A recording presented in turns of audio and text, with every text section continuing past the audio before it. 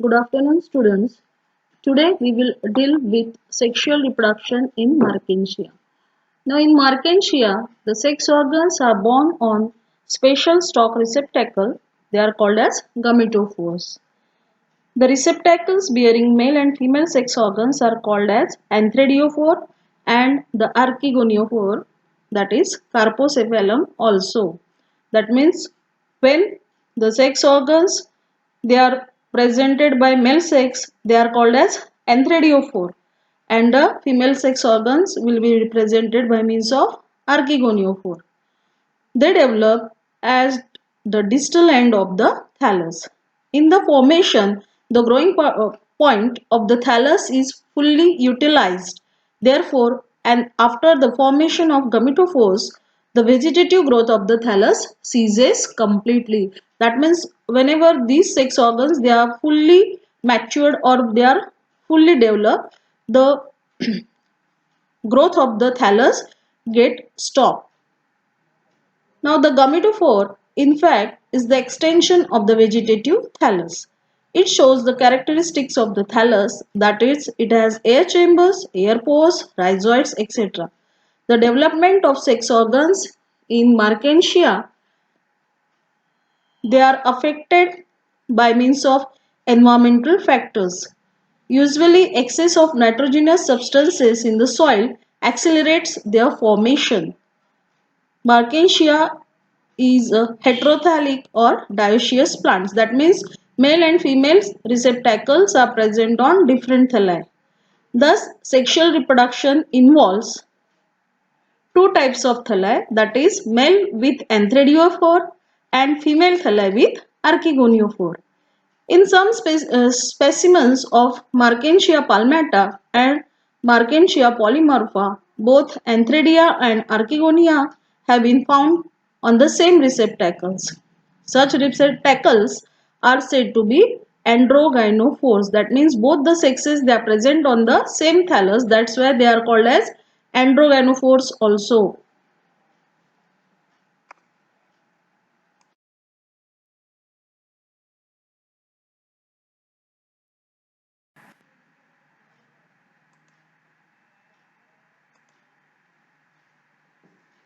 Now in Markensia, you know that the male thallus is represented by means of a disc-shaped structure. The Anthradiophore, it has a 1 to 3 centimeter long stalk. Now you can see here, this is the stalk that bears a slightly convex, usually 8 lobe pelted disc. Now this is the pelted disc, okay, and it is having 8 lobe. Now this is the stalk and this is the pelted disc. However, in Markensia geminata, the pelted disc has 4 lobes, and in Markensia palmata, it has 3 to 9 lobes. Each lobe of the pelted disc has a growing point at its tip. Now you can see here, this is the pelted disc, and this represents the apex of the branch. The internal structure of the pelted disc is similar to that of the thallus. Now you can see here the internal structure of this pelted disc. The upper epidermis is interrupted by means of number of barrel-shaped air pore. Now this is the upper epidermis and it is interrupted by means of these barrel-shaped air pores. Each opening below into an air chamber. Now it opens into this chamber. It is nothing but the air chamber. It is also called as anthradial chamber. The air chambers have many simple or branch photosynthetic filaments. Now here these are the photosynthetic filaments. The anthradial chamber alternate with the air chamber. Each anthradial chamber contains a single anthradium. Now you can see here anthradium is there. Okay. Now here these are the anthradium which are born singly in each air chamber. Each anthradium or each anthradial chamber contains a single anthradium and opens externally by a pore, the ostiole. Now this opening it is called as ostiole. On each lobe of the antheridial disc, the antheridia arise in acropetal succession. Now you can see this is the disc and the antheridia, they are born in acropetal succession. That means the mature at the center and the younger one, they are born on the peripheral region. That is, the oldest being in near the center and the youngest towards the apex of the lobe. The stalk of the antheridophore has two longitudinal grooves which contains rhizoids and scales. Now these are the rhizoids and scale. In this way, this is the structure of antheridophore.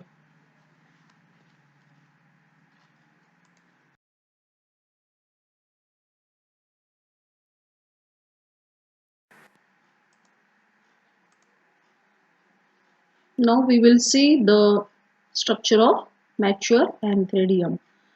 Now the mature antheridium is a globular or more or less pear-shaped structure. Now you can see this is a globe-like structure, or it is also called as pear-shaped structure.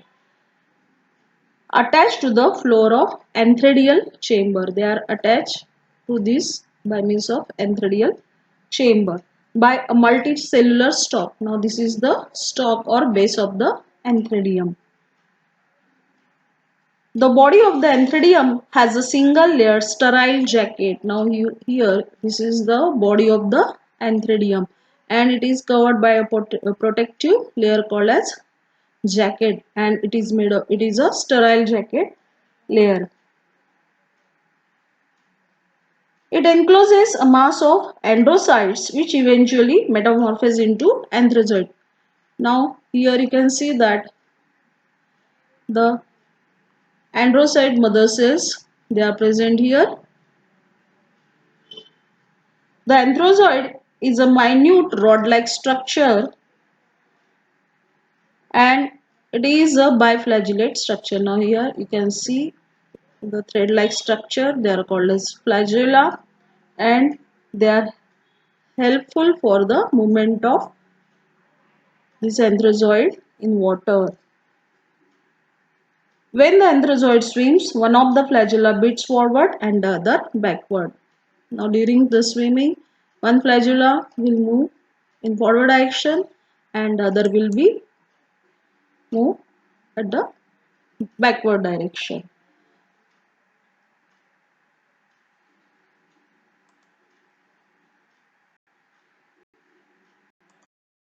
Now dehiscence of antheridium.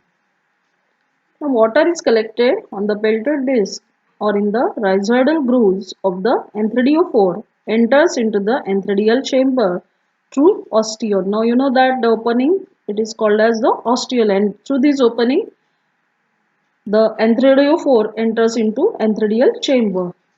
Some cells at the distal end of the antheridial jacket disintegrate and when they come in contact with water, the antheridium thus ruptures and a large mass of androcyte comes out of the ostiole just like a smoke column.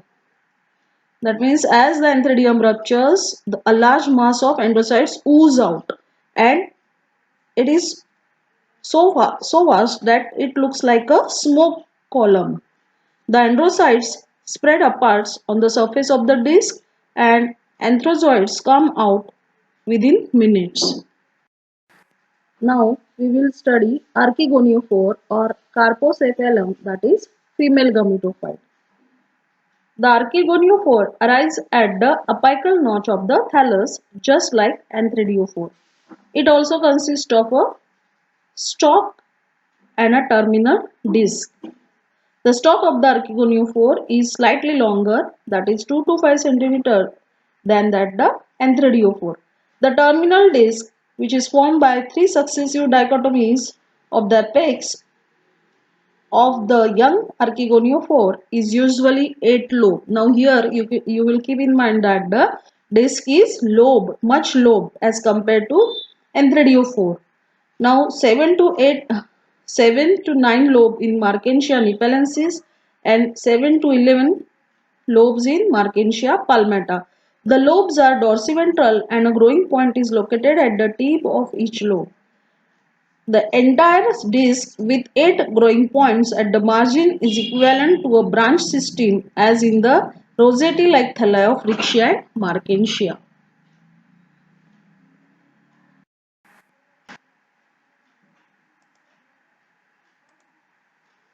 Now we will see in detail the structure of Archegoniophore or Carpocephalum. Now you can see here this is the picture of female thallus of Markensia. Now these are the here the lobes are very much long as compared to Anthridiophore, and there are about 7 to 9 lobes. They are also called as rays, and it is appearing just as a umbrella shaped structure.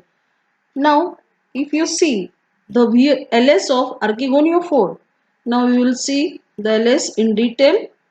The archegonia are borne on the dorsal surface of the receptacle in acropetal succession. Now here this is the disc and this is the stalk, and here numerous archegonia they are borne in acropetal succession. That means the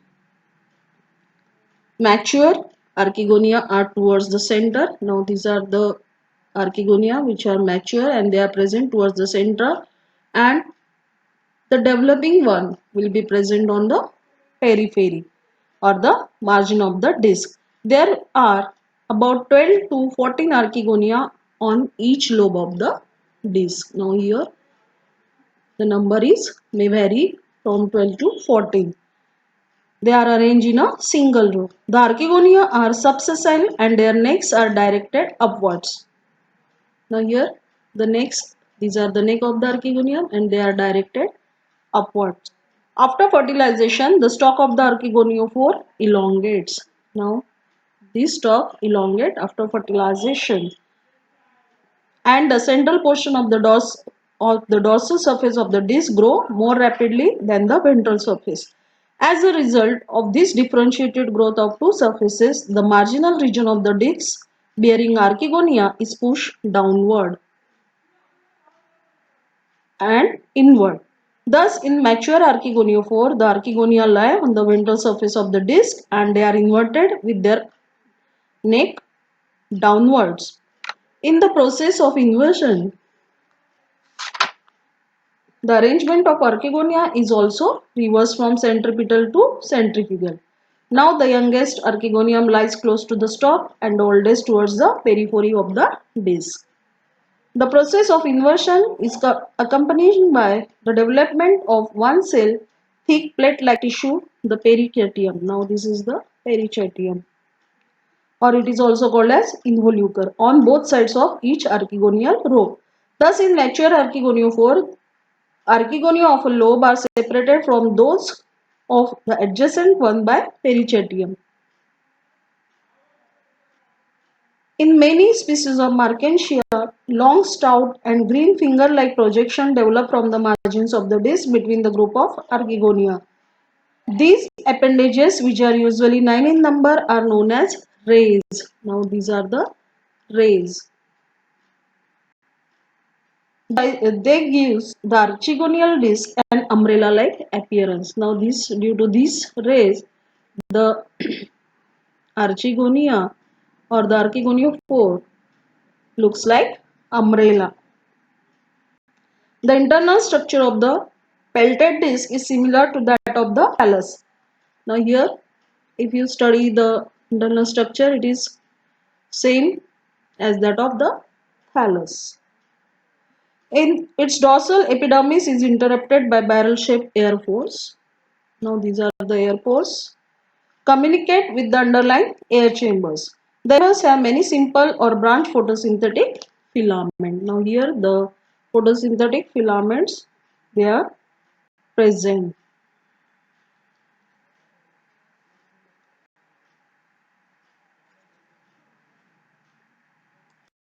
Now we will see the structure of mature archegonium.